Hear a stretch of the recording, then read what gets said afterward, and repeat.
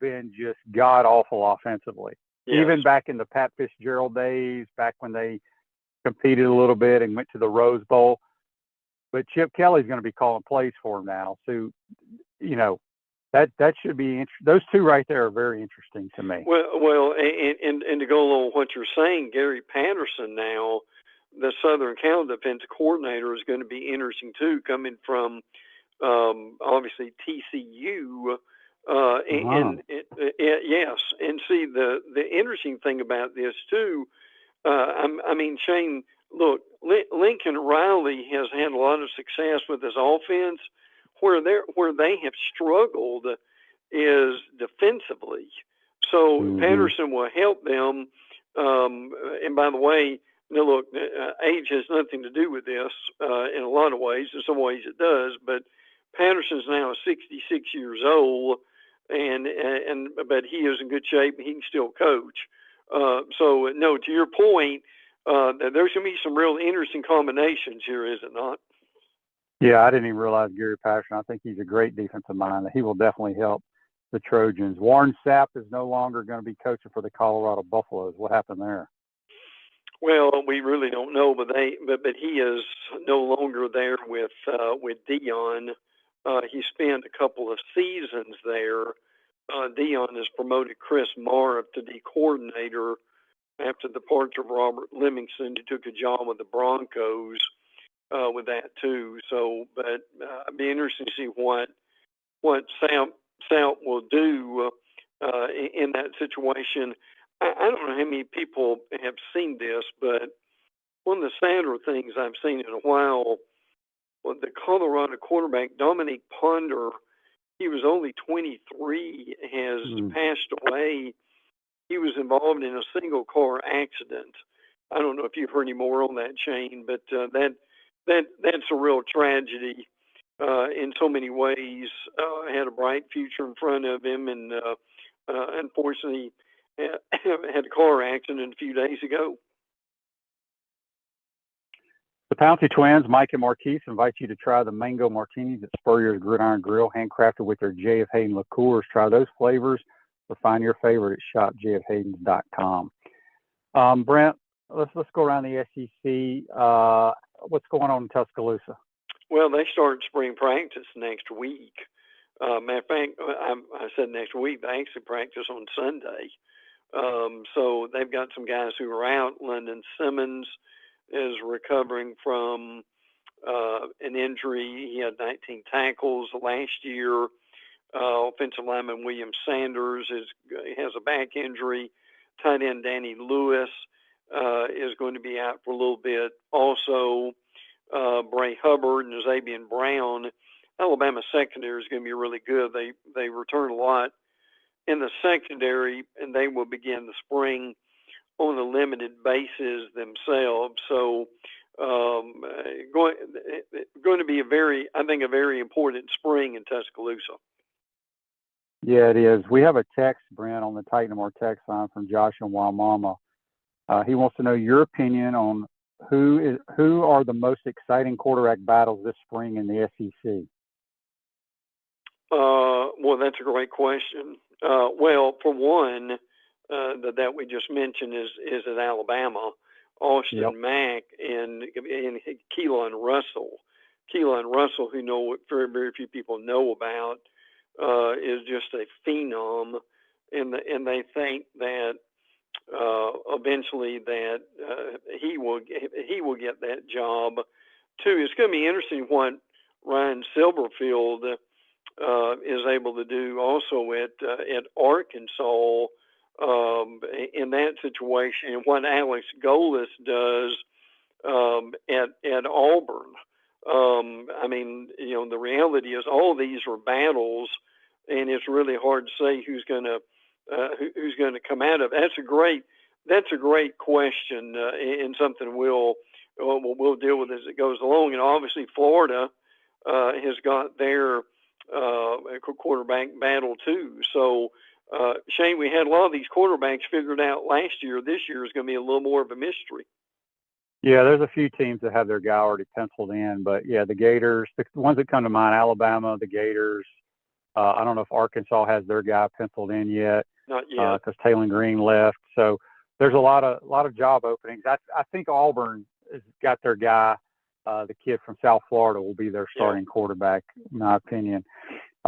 Text on the Titan Mar text line from Rick in Jupiter. He says, not sure if you were able to see Tebow speaking to Congress, but goodness, Tebow is such an amazing person, powerful stuff. Yes, I saw bits and pieces of that. Brent, did you happen to see any of that? I did. He's doing a great job of that. I mean, obviously, he's dealing with human trafficking, and kids getting involved and getting in the, associated with the wrong people. I think that's kind of become a calling for Tim, and he is doing everything he can to help out. But as usual, Tim is making a difference in life, and that's what matters. Yep, there's no doubt. I thought I did see a clip of that, and I thought Tim was outstanding. He was. Speaking of Tim, the Gators started spring ball on Tuesday. I think they have another practice today. What can you tell us about the Gators? Well, I mean, it's pretty exciting to see what they're doing. I got really amused at the little clip of Summerall with the live gator. I don't know how they did that, Shane, but I thought that was pretty good. Frankly, Vernell Brown and Bryce Thornton have earned the number one. And it'd be interesting to see kind of how that goes along. They've got some guys who are limited. Miles Graham, the linebacker, Dallas Wilson, will be limited, but I mean, they're still involved doing some stuff at this point, or at least they're all together. So, and they've got a lot of guys, Cameron James of the shoulder, Dejon Johnson, who's recovering from an ACL, Titus Bullard with a hamstring. So some of them will be very limited. Some of them will be able to, but it's still important that they are there. And it's going to be a lot of fun to see where this team goes. I just get and look, I know he hadn't done anything, hadn't coached the game or whatever. Shane, I like Summerall. I just think he carries himself well, and it's going to take some time, but I think he'll make a difference there. Yep, I agree. Kentucky, obviously, their athletic director is retiring. Any reason for that, or just that time in life? Yeah, I think it's more that time in life. This is Mitch Barnhart retiring at the end of June. I mean, Shane, he's had that job since or been involved with it since 2002. So I think he's going to transition to another job it won't be athletic director, kind of I've seen different reports about this, so I'm not sure what's going on with it yet. Executive in residence is what they're calling it. So that's interesting. But look, I mean, he oversaw a lot of coaches, a lot of building, and so forth. Kentucky has a lot going on that sometimes people don't realize. But I'll be very interesting too, Shane, how this new staff does at Kentucky. And frankly, I think they may do a good job once they get on their feet. Well, I will say this. I think Will Stein is a tremendous play caller. He's worked his way up the ranks from UT San Antonio to Oregon. Kentucky has just been horrific on offense for many, many years. They can't get any worse. No. So I think he will do a good job there. All right, the LSU Tigers. What can you tell us what's going on in Baton Rouge? Well, there are some interesting things. ESPN had an interesting thing about one of the most critical games for teams, and LSU is playing Texas in November. That's going to be a very interesting game too. Now LSU, I think the game before then will be playing Alabama, so that's going to be interesting with that. I mean, Lane Kiffin's getting his feet on the ground. He is. I mean, there's a picture of Lane Kiffin every day to doing something. And they'll be starting into spring too. But obviously, the big deal for them is going to be Sam Leavitt of Arizona State. see how that's going to work. Leavitt's a really good quarterback, so and we know Lane's going to have not one but multiple really good quarterbacks. So a lot of attention on Lane Kiffin and LSU this year, Shane. You know, speaking of that, I just pulled up their schedule. You're talking about a pretty tough schedule. Yeah. I'm going to run through it right here. They got the Clemson Tigers. Mm-hmm. They got Louisiana Tech. They're at Ole Miss. They got A&M. Then they play McNeese. Then they're at Kentucky, Mississippi State at home, LSU at Auburn. Then they host Alabama. Then they host Texas. Then they're at Tennessee, and then at Arkansas. Yeah, that's a bear. It is, isn't it? In the game that will get the most attention will be when Lane goes back to Ole Miss sure. in September. So that will. So Shane, the hype for that will be off the charts, won't it? It will. Speaking of Oxford, what can you tell us what's going on with the Reds? They're expected to hire Lanier Gothi as a member of the defensive staff. He was a former linebacker and team captain. You may remember him, as a matter of fact. Has worked with the Falcons, and which I understand he did a pretty good job with them. Also, the thing that's kind of got my attention is the number of NFL guys who are coming back to college. I know there are a certain amount who want to get away from the NIL and all that and going from college to the NFL, but this is another example of that, of a guy coming this time from the Falcons to Ole Miss. So the coaching carousel is still going strong this time of year. Yeah, Tanya Ron says on YouTube, brought to you by Quality Plumbing, UK was good on O, and Liam Cohen was there as OC. They were okay. I wouldn't say they were good or great. They were the best they've been in years under him, for sure. People are asking about Mark Stoops. Yeah, Mark Stoops will be an analyst at Texas, just like Billy Gonzalez. Yes. Boy, I mean, I think he's a phenomenal defensive mind. Put him with Muschamp, really? Just assisting there. I'm telling you right now, I think Texas, I haven't seen any preseason magazines, and I don't know if Indiana is the preseason number one. I would pencil Texas in as the number one team in America. I think, and with Manning coming back, I would agree with that. But I'll say this: I think Muschamp and Jim Knowles of Tennessee will be in the spotlight as much as anybody as D coordinators this year, Shane. Yeah, for sure. Kanye Ron also asked, are they replanting trees in the Grove at Ole Miss? I was told they're still evaluating that. Many of the trees in the Grove, I think, survived. But we'll have to wait and see. All right, give us a little bit of ACC news, Brent. Yeah, be glad to do that. Clemson, by the way, Freddie Kitchens, who is is working now with Clemson as a volunteer assistant. So a lot of these guys, and you can explain this better than anybody, I think, a lot of guys will take a volunteer job just to keep their name in the mix. Well, that, and they're also still, I want to say Freddie Kitchens was on Belichick's staff last year in North Carolina, I believe. Yes. I think he was fired, so he's still being paid. True.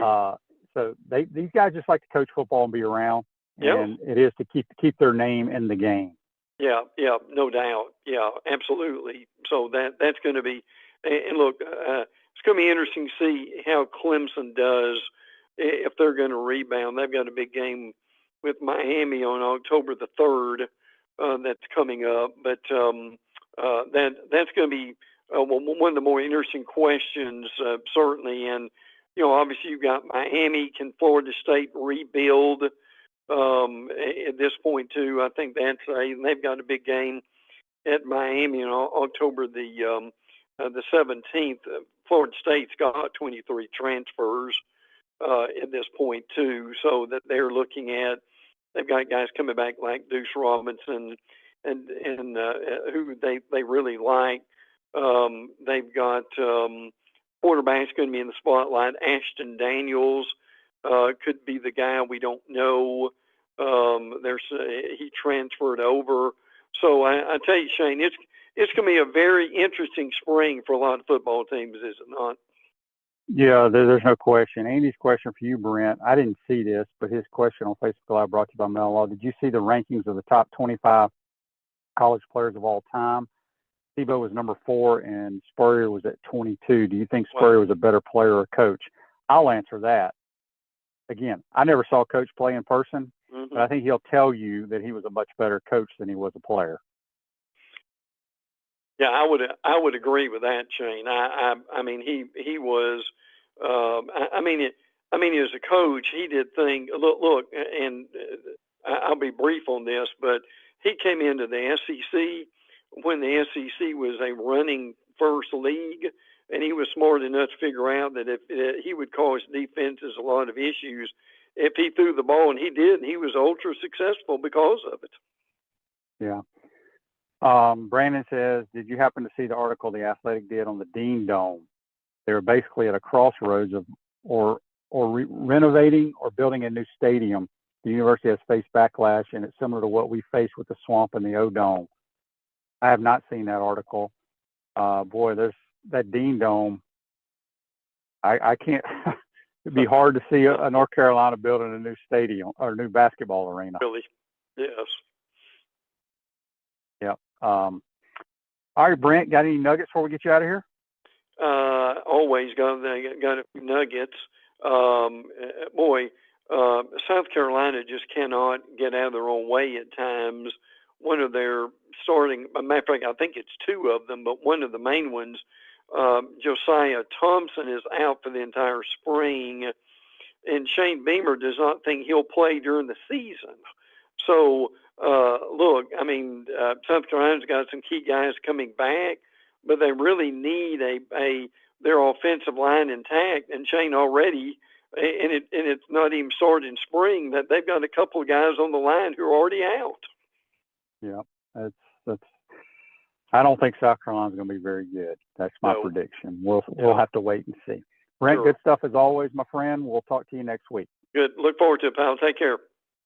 That's Brent Beaird, a college football analyst and Heisman Trophy voter, joining us on the Titan More Hotline, courtesy of Comfort Temp. Quick timeout. When we come back, we'll be joined by Franz Beard from Gator Media. He is very close to the basketball team. Get his thoughts on what the Gators need to do to close out the rest of the season, and meaning the SEC tournament. Do they have a chance at a 1 seed? You're watching and listening to PodUp with Matthews in the Morning from the International Diamond Center Studios. We'll be right back. Our premium sponsors are Atlantic Roofing, Campus USA Credit Union, International Diamond Center, J.F. Hayden's Craft Liqueurs, Los Landeros Tequila, Meldon Law, Titan MRI and Imaging, Castaway Sauce, UF Health Orthopedics, Michael Snyder PLLC, Florida Legends Gala and Experience, South State Bank.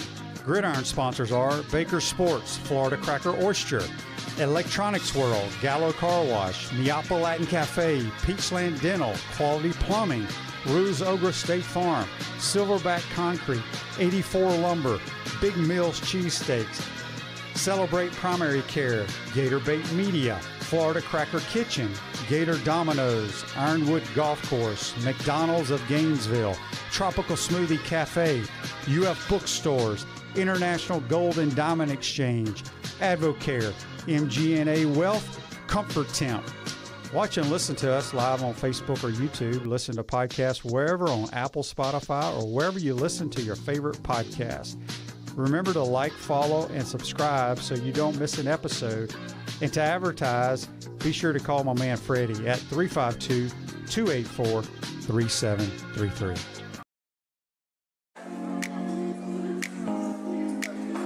Coach, you know, it always impressed me how you beat Florida State to win the 1996 National Championship. And I was really impressed with your 06, 08, and 09 Gator teams. And the way you coached Danny to the Heisman Trophy. A lot like what you did with Tim Tebow. You know, you won more SEC championships than you lost home games at the Swamp. And you had plenty of super games in front of our Gator Nation. Yeah, there really is something special about the Swamp. I guess that's why we say about the Swamp, only the Gators get out alive. To the Swamp and the Gators, with the best beverage served at Spurrier's Gridiron Grill, 100% agave Los Landeros tequila, aged in bourbon barrels for a smoother taste. I think you mean Head Beer Coach 1966 lager, a crisp, light, bodied lager for easy drinking. Nope. Los Landeros tequila, smooth enough to drink neat, bold enough to elevate a cocktail. 1966 lager, enjoyed on game days in the fall or whenever you need a winning cold brew. Los Landeros tequila. 1966 lager. Los Landeros. 1966 lager. Y'all stop bickering. Okay, you're both wrong anyway. The best thing Spurrier's Gridiron Grill offers are Jerry's famous chocolate chip cookies.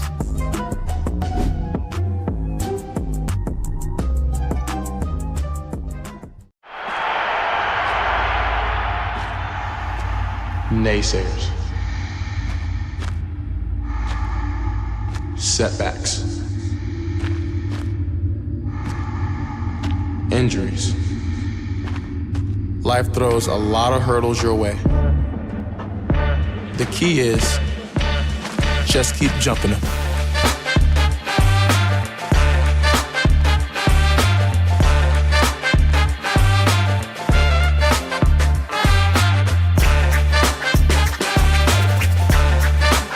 For the first time ever in a public setting outside the Heisman Trophy ceremony in New York City, three legends are coming to Gainesville. Join Steve Spurrier, Danny Werfel, and Tim Tebow together with their Heisman trophies for the Legends Gala at Spurrier's Gridiron Grill on Monday, March 30th. Enjoy an unforgettable night of Gator greatness while supporting the incredible mission of Isaiah 117 House. Tickets are limited. Get yours now at FLLegends.com. That's FLLegends.com. Don't miss your chance to be a part of Gator history.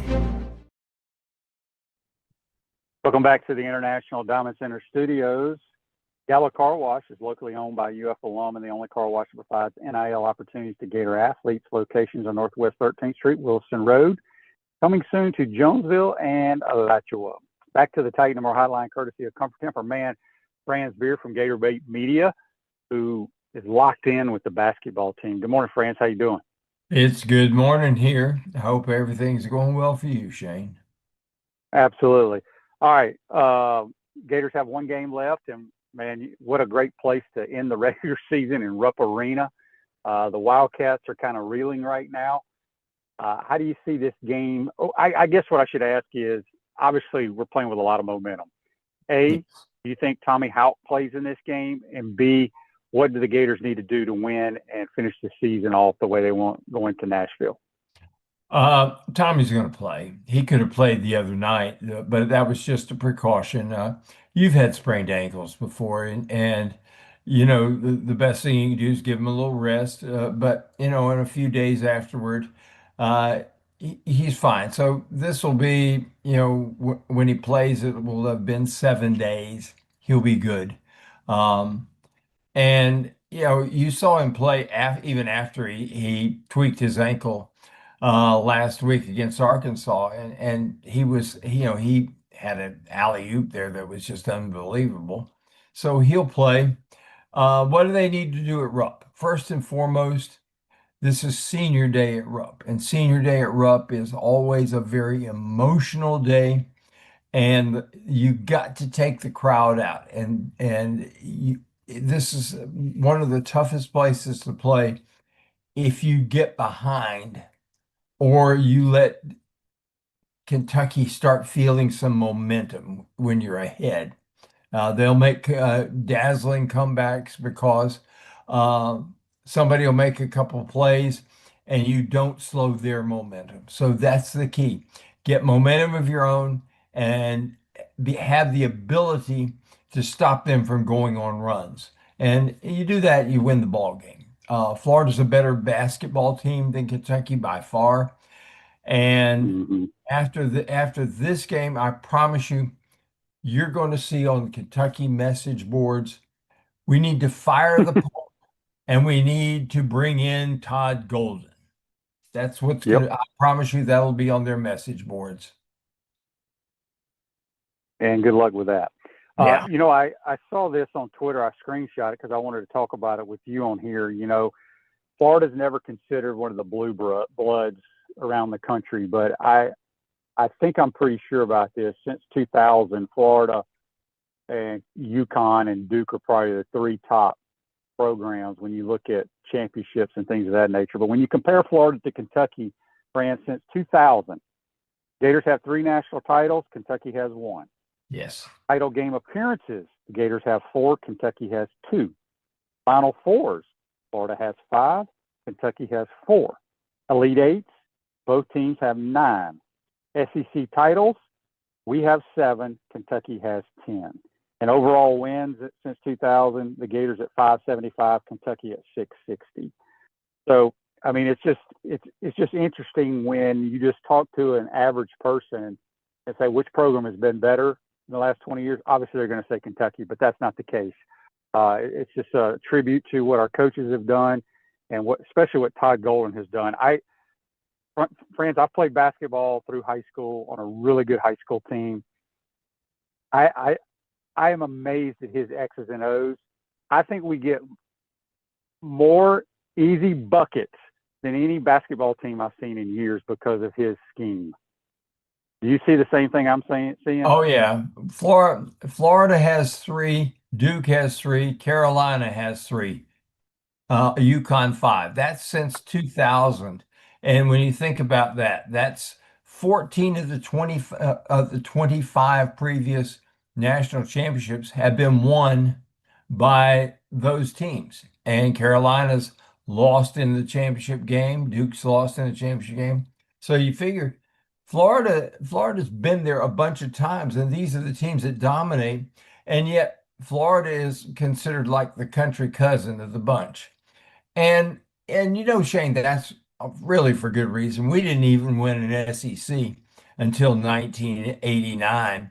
But Todd Golden comes here, and now let me preface this with one thing. In 1970, I was with the paper in Wilmington, North Carolina, and I started covering ACC basketball. I got to know Dean Smith in 1970. Dean Smith went 18-9 last time. He never won at least 20 games. He had Charlie Scott, who averaged like 28 a game. And the next year, he revolutionized the game because he had 5 guys in double figures. Never had. I mean, there's a saying that the only person that ever held Michael Jordan to less than 25 points a game was Dean Smith.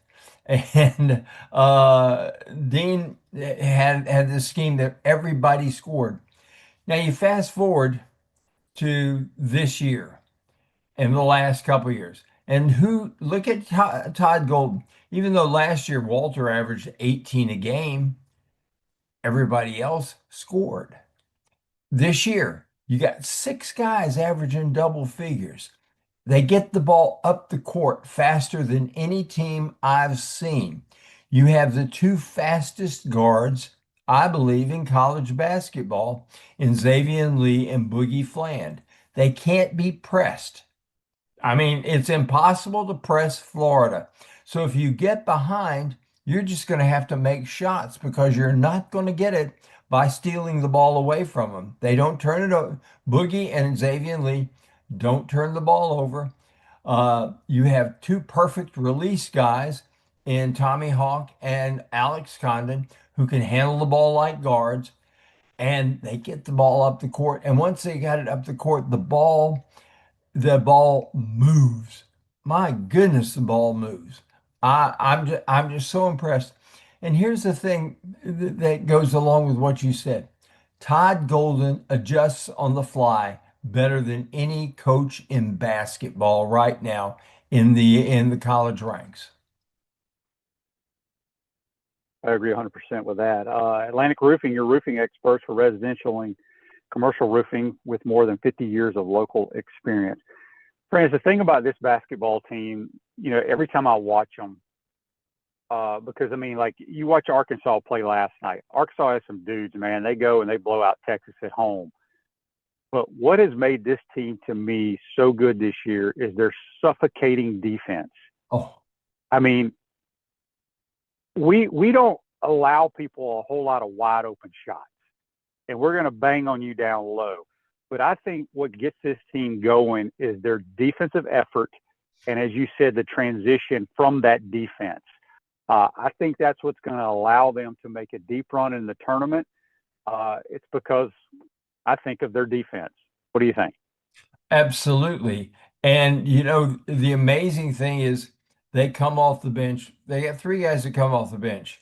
All five of the starters can play great defense. But then you come off the bench with three guys who really can play defense as well. The knock on Urban Klavjar was all shot, no defense. Well, did you see him on Acuff Saturday? He was all Yeah, he gets over him. after it. He was all over him. And he made shots to do it too. Micah comes in the game, and he's really as good a rim protector as you'll find. He is a tremendous shot blocker, and he's a great offensive rebounder. He had 8 offensive rebounds Tuesday night. I mean, you think about that, 8. That means that you've got a second chance possession, a third chance possession because of him, and he hustles like crazy. And then Isaiah Brown comes in here, and what an explosive guy. I mean, they had a situation again in Arkansas. They timed it. He gets a rebound, goes coast to coast, and dunks. They timed it. Just him was like 5 seconds. Wow, from rebound to dunk. That's incredible. And yet it's even faster when you get the rebound, boom, up there to Boogie, 2 dribbles, and boom, he throws it to Condon or to Tommy streaking down the court for a dunk. This team gets up the court faster. And the reason is the defense. They push people off the 3-point line. Nearly every team they play doesn't shoot as many threes as they normally do. They certainly don't make as many. Did you know that Florida's made more 3-point shots than the opponents that they've played? Yeah, that's a great stat. People would not believe that, but it's a tremendous stat. When I watch the Florida offense, like I said, it's either layups, lobs, jump hooks in the restricted area, or we shoot threes. We don't shoot a whole lot of intermediate shots at all. You were talking about Isaiah Brown. I can't wait to watch him play a lot next year because he is so explosive. Having said that, we saw C.J. Ingram the other night get some really good minutes, knock down some good shots. We had a couple of people ask on the different platforms here, do you think he's going to see any extra time, or are we going to stick with the same rotation we've had all year? He's going to start being a part of the rotation. And, I guarantee you, there's a lot of coaches who have been following Florida, obviously, for the, getting ready for future prep. And they saw what happened the other night, and they're saying, oh, hell, one more guy to prep for. And the kid is going to be outstanding, and he's still growing. I mean, I think he's going to be about 6'8" next year. He's 6'6" and a half, 6'7" right now.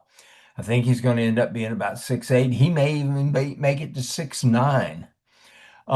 You mentioned Isaiah Brown. His brother AJ's redshirting, and he's the best shooter on the team. He's better than Klavjar, and he's redshirting. The future is going to be really good. And don't underestimate this kid, Alex Lloyd. He is a former 5-star, and he's a player. But here's the thing, Boogie's going to come back next year. I feel certain about that. He's not going to be a first rounder. He'll make more money as a second rounder. And I'm going to throw this at you, Shane. These guys, the game has changed in college ball because of the NIL. If you're a second rounder, you don't get a guaranteed contract, and you don't get a multi-year contract. It's really rare when that happens. Chandler Parsons is one of the rare guys that ever did. Chandler got a 4-year deal. as a second rounder, and he got a guaranteed contract. But in this day and time, if Chandler had been like a junior, Chandler might have said, "I'm staying in college." If Alex Condon and Ruben Chinulu aren't drafted in the first round, they may very well come back. Micah has applied for a waiver and he's going to get it. I promise you, he is going to get it.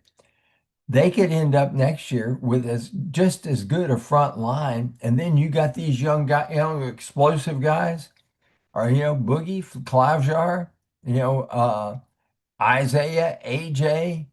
I mean, my gosh. Yeah.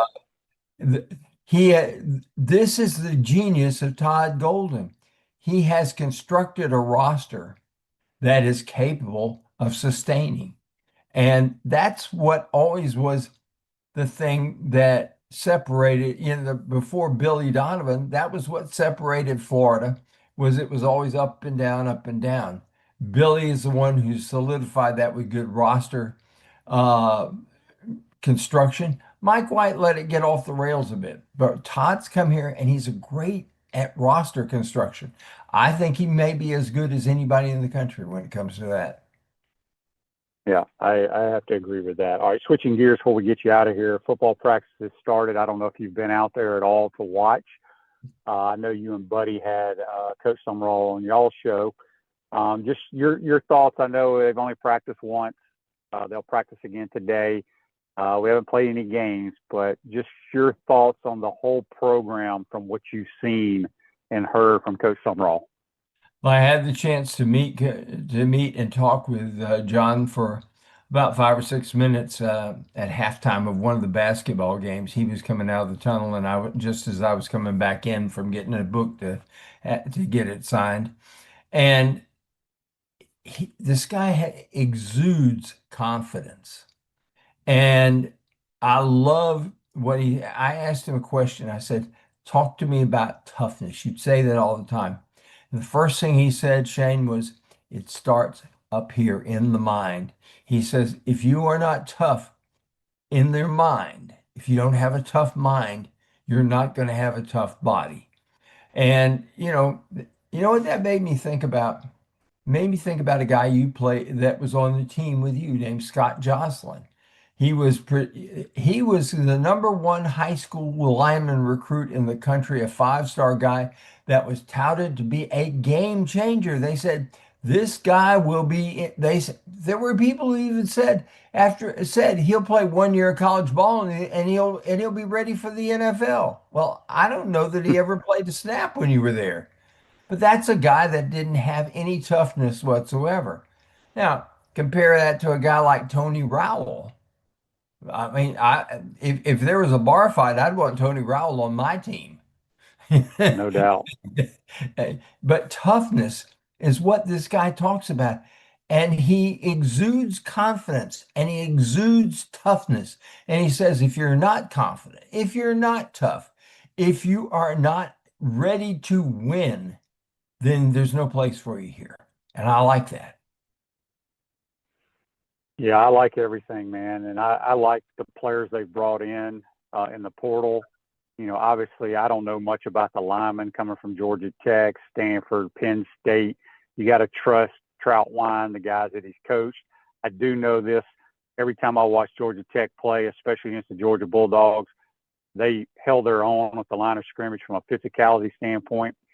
And Eric Singleton's my favorite transfer because I think he's a dynamic player. Franz, great stuff as always. Before we get you out of here, let everybody know they can still buy your book. You ain't sold them all out yet, have you? No. You can buy it at spurriers.com. It's the golden season. My account of the 24-25 season that resulted in a national championship, I think it's a great story of how that unfurled. I think we got another one coming up, and I'm going to write another book about it. You're going to be a busy man. I was getting ready to say that. You may have to write another one. Franz, good stuff as always, my friend. Appreciate your time, and we'll talk to you soon. Appreciate you, Shane. Have a great day. God bless. You too. That's Franz Beard from Gator Media. Does a great job covering Gator basketball. Rue's Ogre State Farm, also a team of dedicated insurance professionals ready to help life go right with the right insurance options for you and your family. Visitogreinsurance.com. Give them a call at 352-240-1779. Have a great day out there, folks. Thanks again to Franz and Brent Beard. We'll see you tomorrow, folks. Take care.